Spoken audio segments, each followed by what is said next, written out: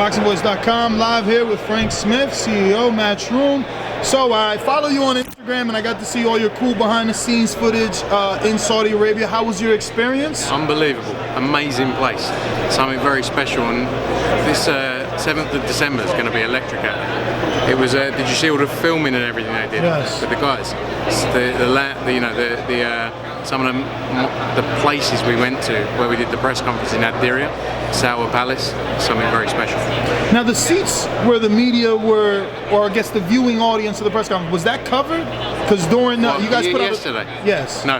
Oh, okay. No, not covered, but it was 30 odd degrees there at 7 o'clock at night, so it was nice weather, no rain. Yeah. So obviously, again, you posted some of that behind the scenes footage. What could you tell us in terms of programming that's going to be coming out to promote this fight that you guys shot in Saudi Arabia?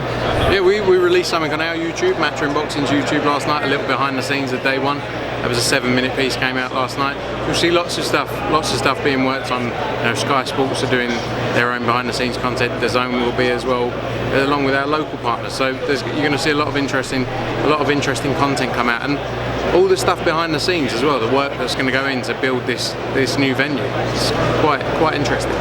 Now, obviously, you know, us fight fans, we wanted our own Thriller in Manila, and you guys gave it to us. Clash on the Dunes. Now it's Clash on the Dunes. That's what this generation gets.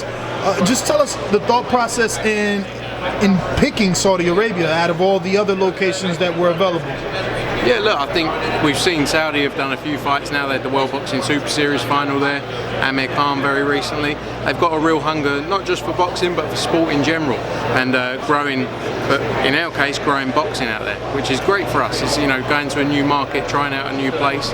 We're very much looking forward to it. You know, we had the options on the table, obviously New York again, Cardiff at the Principality Stadium, and Saudi Arabia, and we're very excited to take something new. You know, it's a new challenge for us, and both fighters are really intrigued. I think, you know, AJ's been lucky enough to do a lot of things now, as has Ruiz. You know, he fought in front of a sold-out Madison Square Garden. He's fought at Wembley Stadium in front of 90,000 people. This is something completely different, a whole new ball game. It's exciting for him.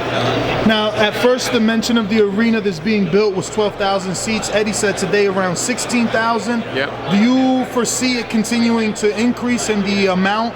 Because AJ's done 80 and 90, so... Yep. I think around that number, but there's definitely room to grow as well, but that's the number we're looking at now, around the 16,000 mark. Do you think this is going to be a one and done in Saudi, or has Matchroom struck a deal with Saudi Arabia and it'll be multiple fights? I hope, you know, we'll work with them for a long time. It's a great team of people we're working with. Prince Khalid's done a great job with boxing there, loves his boxing. Prince Abdulaziz of the GSA, Omar Khalil, who you see here today from Skill Challenge.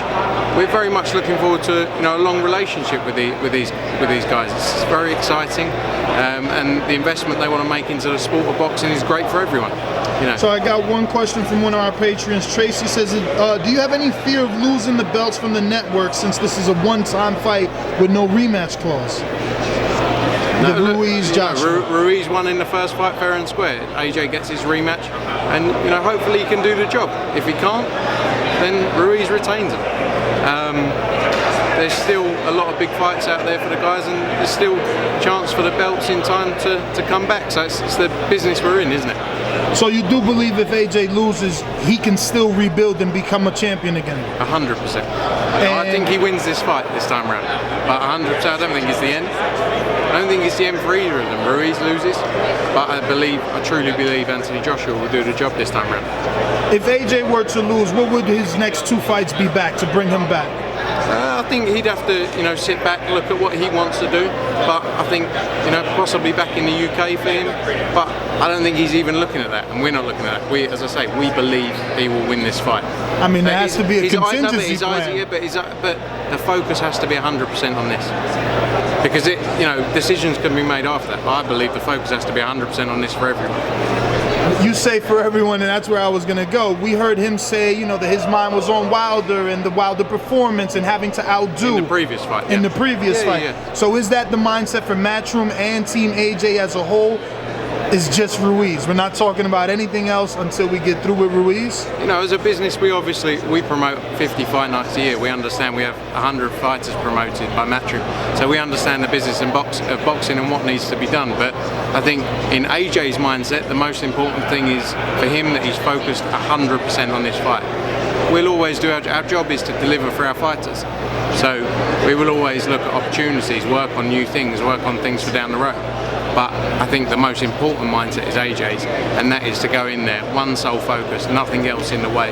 Andy Ruiz, retain his titles, and I believe that's where he is in his mind right now. Next question from Jimmy in Delaware. He wants to know, what is it like working for Eddie Hearn?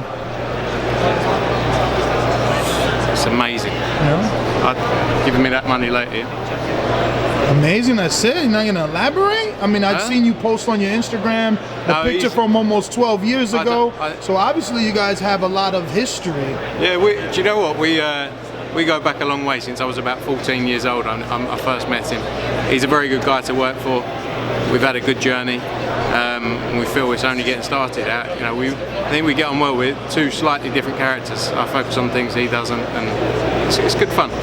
Who would you say is Matchroom Boxing's next global star outside of AJ? I think we have a lot. One I'm very, very excited about is Dazn Haney. I think he's got everything you need. He's 21 years old.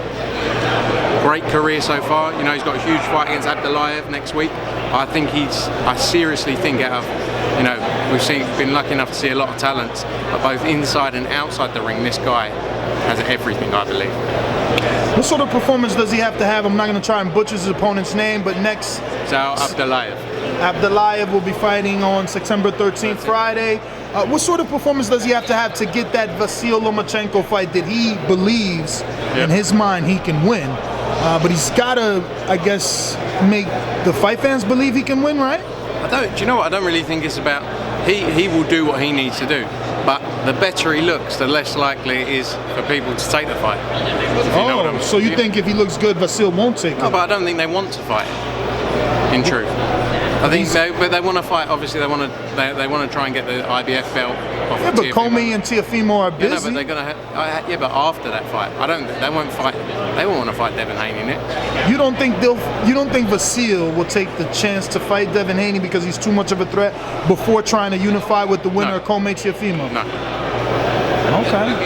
I would say, like Mayweather, jump on the guy young, right? Mayweather jumped on Canelo early. I don't think they will. Wow. That's just my personal opinion. So then what's the plan for Haney? You can't get him to the fight he wants because Vasyl would reject it. Where do you take him next? Well, he's obviously got his WBC fight now. I think it'll be interesting to see what Lomachenko... I may be proved wrong, but I don't think that fight is the one next. There's some big fights for him. He's only young. I think that's the key for us, is we've got to keep building him, keep growing him. And as I say, 21 years old. I think because he's had such a great career and he's quite well regarded already, people want to rush him. But he's got years and years in this game. So our job now is to continue building it and make the right fights at the right time. Right fights, right time. Do you need to go? No. Okay. I didn't want to keep you. Right fights, right time. We just heard the big announcement, KSI, Logan Paul. I seen on your post. What do you think about it? No, I love it. I told Eddie, I want my percent. I told Eddie last year, and he ignored me. He's like, no, man. And then look. But anyway, we seen on the post that Ryan Garcia raised his hand. I want to be on. Nikita Abali, I want to be on the undercard.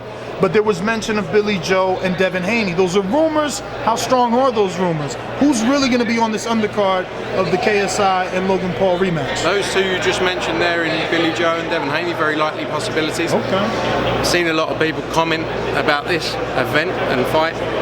I personally think if it brings new people into boxing, what is the problem? And don't watch it. Like, you don't have to watch it, is the truth. You don't have to watch anything. So boxing fans are hipsters. They want it all for them. That's what it is. But this is like, if it brings in a new generation of 18 to 24-year-olds and say 15% of them stay, 20%, isn't that better than just, wouldn't you rather have that than just not creating new fans? I don't quite get it. But it's because, the very hardcore of boxing, like, this is a joke. Why is it a joke? It's like saying Floyd Mayweather fought Conor McGregor, who had never boxed in his life before. It broke all records. Was that a joke? Yeah, it was a joke to some people, but they tuned in. So I think it's just something different, and I think for the sport of boxing, not necessarily the hardcore fans are what they want to hear. It's good because it brings in a new audience. And for you, and for all you guys, this is gonna. You saw it the other day when we announced it. It was trending on Twitter. It was #1 trending video on YouTube. It's huge, massive, and it's only going to get bigger and bigger as it comes around.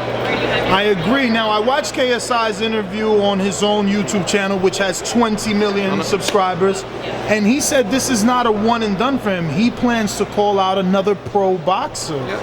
Have you guys talked with him, or is this a one-off for Matchroom? Are you signing him? Is he a Matchroom fighter? Like, what are the details? Now look, we've signed the fight. KSI Logan Paul is a huge fight after the first one.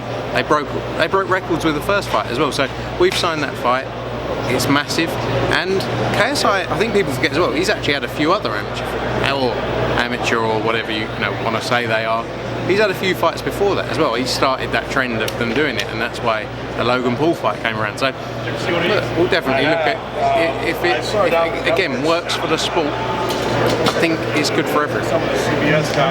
So obviously Joe Parker, Derek Chisora, Joseph Parker was holding out. He wanted to make sure he was co-main event and that there was drug testing in place. You guys got that. What's your thoughts on that matchup, and where does the winner go from there? Great matchup, great time for the heavyweight division. Very exciting period. We've signed a lot of guys recently, and I think that's a very intriguing fight. Derek Chisora's looked good in his last couple of fights, had some good wins. But Joseph Parker as well. He's very young. He's came off the back of the Anthony Joshua fights and then the Dillian White fight. Went straight back in with Dillian White. He's building back up now, and as I say, huge fights for the two of them. Whoever can win that fight. And I think it's going to be an all-out war. If you enjoyed the video, feel free to hit the like, subscribe, and share. As always, if you want to support us to the next level, head over to the patreon.com/ThaBoxingVoice. We have tons of exclusive from Border Wars, from title, betting shows, the list goes on and on and on. But in addition to that, if you guys have questions for fighters, trainers, and promoters, this is where you can submit them. We will run out, get these questions answered, and put it back on the show just for you guys. Appreciate it. Peace.